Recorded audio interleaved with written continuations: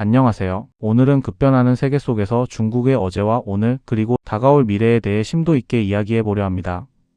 영상을 시청하시기 전에 구독과 좋아요, 알림 설정까지 해놓으시면 더욱더 좋은 소식을 빨리 접할 수 있습니다. 자, 그러면 시작해 보겠습니다.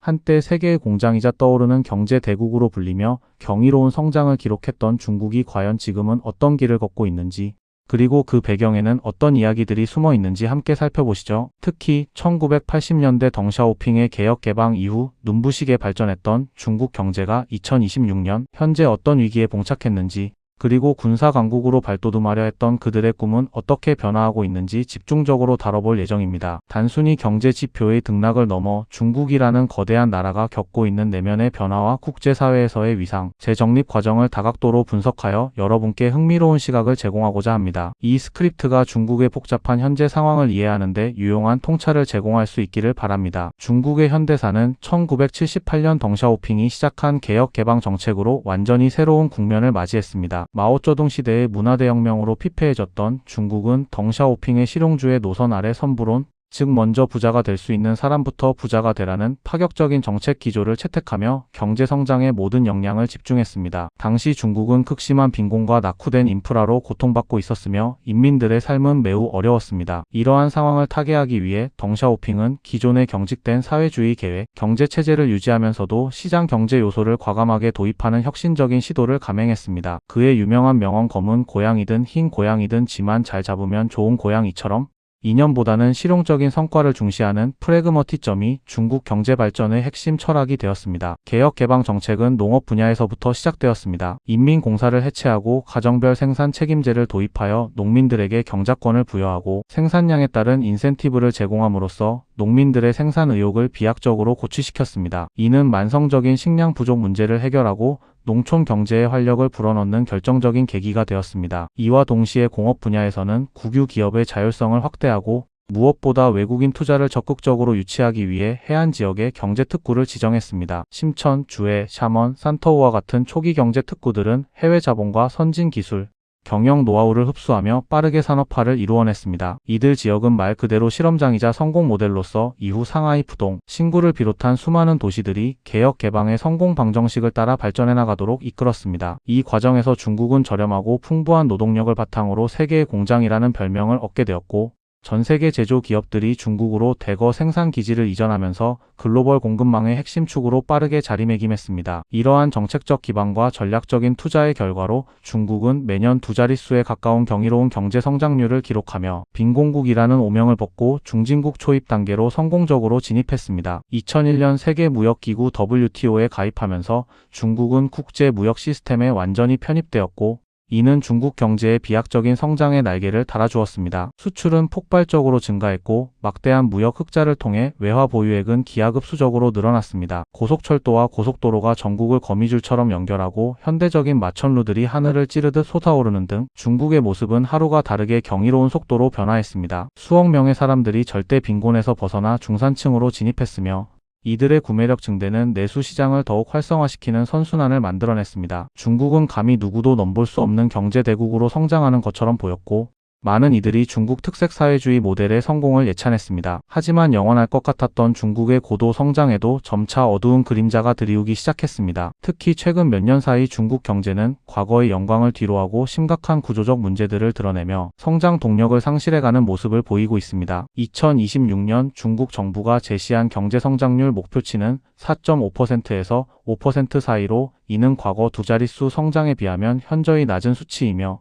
더 이상 고도 성장을 기대하기 어려워졌음을 스스로 인정한 셈입니다. 국제통화기금 IMF는 2026년 중국 경제 성장률을 4.5%로 전망했고, ING는 5% 안팎의 성장을 예상하면서도 소비 부진과 디플레이션 탈피를 중국 경제가 직면한 가장 중요한 과제로 지적했습니다. 국내 연구기관인 한국개발연구원 KDI는 미중 무역 갈등 심화와 글로벌 경기 둔화로 인해 중국 경제의 하방 압력이 더욱 커질 것으로 경고하며 불확실성이 증대되고 있음을 강조했습니다. 현재 중국 경제가 직면한 가장 큰 문제 중 하나는 바로 뿌리 깊은 부동산 시장의 침체입니다. 지난 수십 년간 부동산은 중국 경제 성장의 핵심 동력이자 많은 중국인들에게는 주요한 재산 증식 수단이었습니다. 집 한 채는 필수라는 인식과 과도한 부채와 투기, 심리가 만연하면서 부동산 시장에는 거대한 거품이 형성되었습니다. 그러나 정부의 강력한 부동산 규제와 시장의 과열, 해소 노력 그리고 경기 둔화가 복합적으로 작용하면서 이 거품이 꺼지기 시작했고 부동산 시장은 4년 연속 하락세를 기록하며 그 하락폭이 약 30%에 달하는 심각한 상황에 처했습니다. 헝다, 비구이 위안과 같은 한때 중국을 대표하던 대형 부동산 개발 기업들이 막대한 부채를 감당하지 못하고 줄줄이 파산 위기에 처하면서 건설업 전반에 걸쳐 심각한 위기가 초래되었습니다. 이는 단순히 건설 기업의 문제를 넘어 건설업에 종사하는 수많은 사람들의 일자리를 위협하고 완공되지 못한 아파트들을 구매했던 개인 투자자들의 자산 손실로 이어져 심각한 사회적 불안 요인이 되고 있습니다. 더 나아가 부동산 시장의 위기는 막대한 대출을 실행했던 은행 시스템의 부실로 전이될 수 있다는 우려까지 제기되면서 중국 금융 시스템의 안정성을 위협하고 있습니다. 소비자 신뢰 약화와 이에 따른 소비 부진 역시 중국 경제의 발목을 잡는 주요 요인입니다. 부동산 시장의 지속적인 침체와 함께 젊은 세대의 높은 실업률, 그리고 미래에 대한 불확실성 증대는 중국 소비자들로 하여금 지갑을 탔게 만들고 있습니다. 경기 침체에 대한 불안감과 자산, 가치 하락에 대한 우려가 맞물리면서 저축률은 높아지고 소비는 위축되는 현상이 심화되고 있습니다. 특히 코로나19 팬데믹 당시 중국 정부의 강력하고 장기적인 제로 코로나 봉쇄 정책은 국민들의 소비 심리에 회복하기 어려운 치명적인 타격을 입혔고 이는 아직 완전히 회복되지 못하고 있습니다. 소비 위축은 내수 경제의 활력을 떨어뜨리고 기업들의 생산 활동을 위축시키는 악순환을 야기합니다. 사람들이 물건을 사지 않으면 기업들은 재고를 쌓아두게 되고 이는 생산량 감소와 고용 감소로 이어져 경제 전체를 둔화시키는 결과를 낳습니다. 이러한 소비 부진은 중국 정부가 추진하는 내수 중심 성장 전략에 심각한 장애물로 작용하고 있습니다. 지방 정부의 부채 문제 또한 중국 경제의 또 다른 시한폭탄으로 지목됩니다. 지난 수십 년간 지방 정부들은 중앙 정부의 명시적인 지원 없이 지역 경제 발전을 위해 무분별하게 차입을 늘려왔습니다. 이들 부채의 상당 부분은 토지 판매 수익이나 부동산 개발 프로젝트에 대한 의존도가 높았는데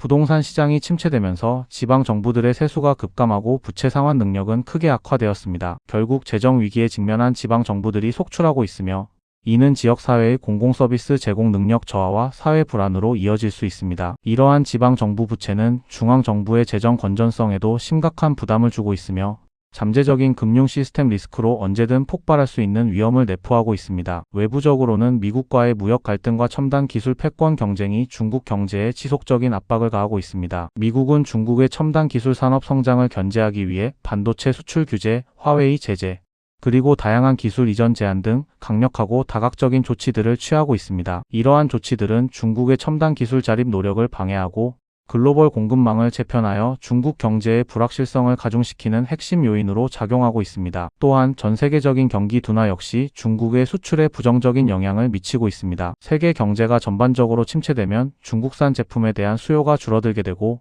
이는 수출 주도형 성장 모델에 크게 의존해왔던 중국의 경제 성장 동력을 약화시키는 결과를 초래합니다. 이러한 복합적인 대내외 악재들이 중국 경제를 짓누르면서 과거의 고도 성장은 이제 요원한 꿈이 되어가고 있습니다. 그렇다면 중국 경제의 미래는 과연 암울하기만 할까요? 모든 것이 비관적인 것은 아닙니다. 중국 경제에는 여전히 강력한 긍정적인 요인들도 존재하며 이를 바탕으로 새로운 돌파구를 모색하고 있습니다. 특히 전기차, 리튬 배터리, 반도체 등 고부가가치 품목의 수출은 견조한 성장세를 보이고 있습니다. 이는 중국이 단순한 세계의 공장을 넘어 자체적인 기술력과 생산 능력을 갖춘 첨단 산업, 강국으로 전환하려는 노력이 일정 부분 성공을 거두고 있음을 보여주는 명확한 지표입니다. 또한 인공지능, 바이오 제조, 수소 에너지, 육지 이동통신과 같은 신흥 및 미래 산업 육성에 대한 중국 정부의 전폭적인 투자와 지원은 새로운 성장 동력을 창출할 막대한 잠재력을 가지고 있습니다. 이들 분야에 대한 집중적인 연구 개발과 자금 지원은 중국이 미래 산업을 선도하겠다는 강력한 의지를 반영합니다. 디지털 경제 또한 중국 경제 성장의 핵심 축으로 확고히 자리 잡았습니다. 모바일 결제, 전자상거래, 인공지능 기반 서비스 등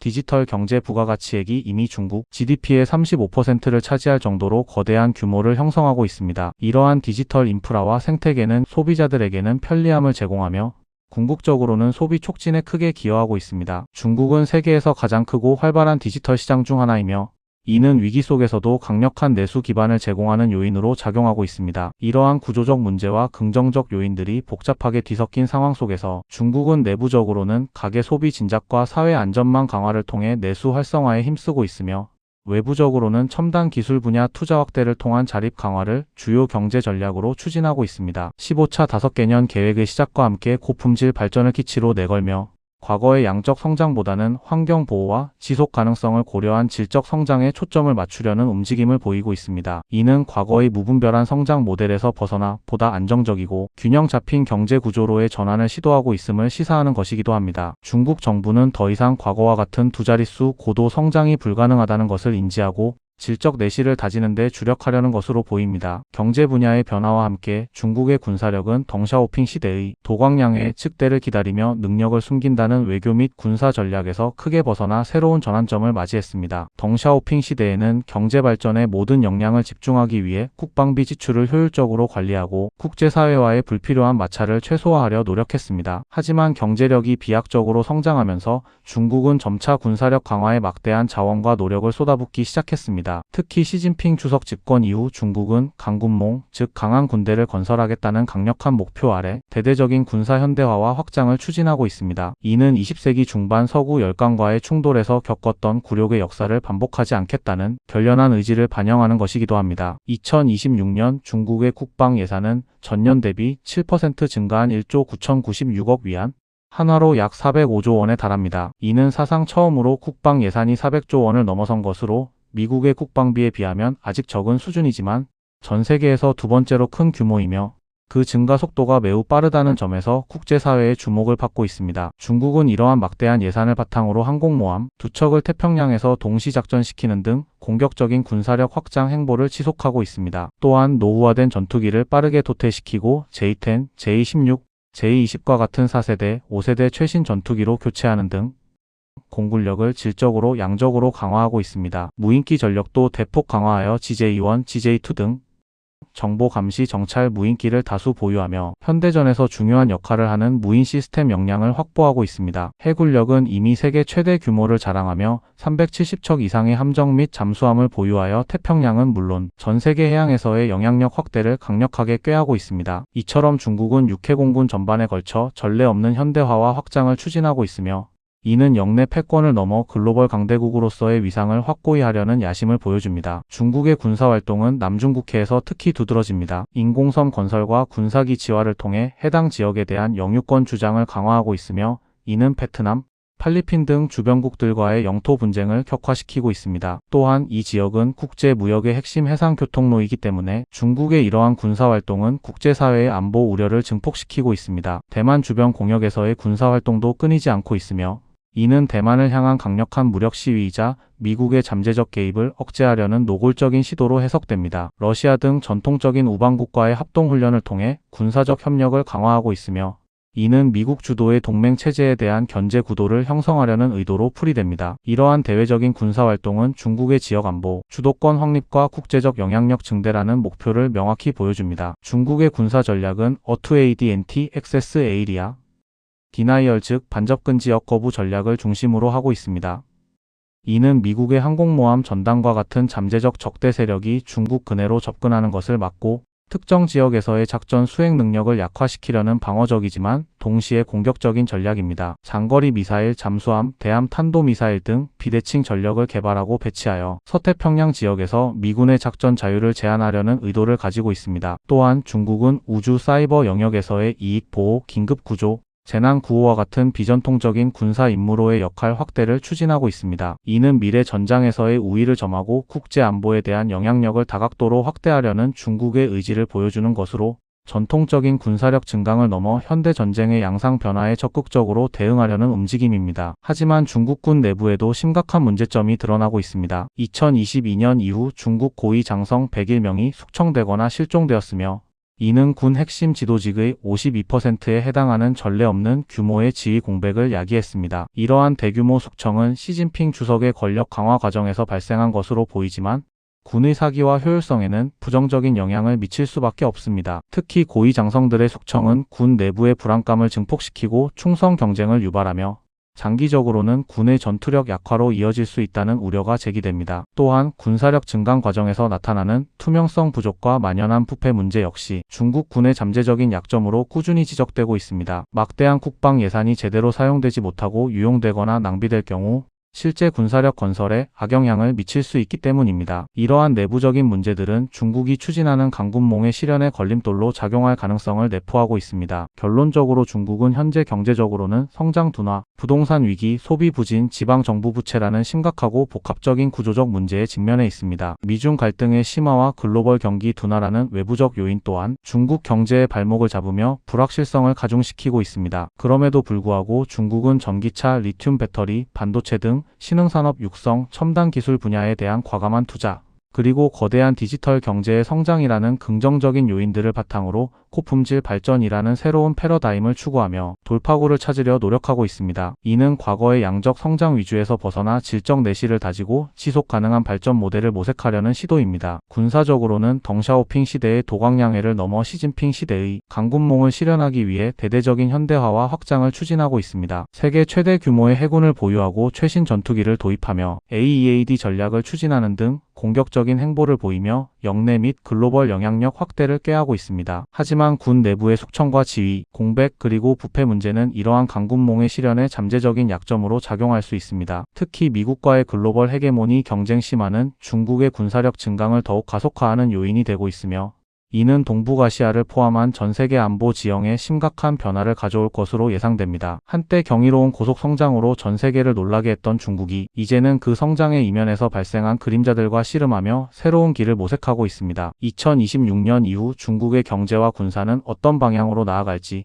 그리고 이러한 거대한 변화가 전 세계에 어떤 복합적인 영향을 미칠지 우리 모두가 면밀하게 주시해야 할 중요한 지점입니다. 중국의 몰락이냐 아니면 심각한 구조적 문제들을 극복하고 새로운 패러다임으로의 성공적인 전환이냐는 앞으로 중국이 얼마나 효과적으로 내부 문제들을 해결하고 변화하는 외부 환경에 유연하게 적응하느냐에 달려 있을 것입니다. 과거의 영광에만 머무르지 않고 현실을 직시하며 미래를 개척하는 중국의 모습이 될지, 아니면 내부 모순에 발목 잡혀 좌초될지 그 귀추가 주목됩니다. 오늘 이야기가 중국의 복잡한 현재와 불확실한 미래를 이해하는 데 더욱 심도 깊은 도움이 되었기를 바랍니다.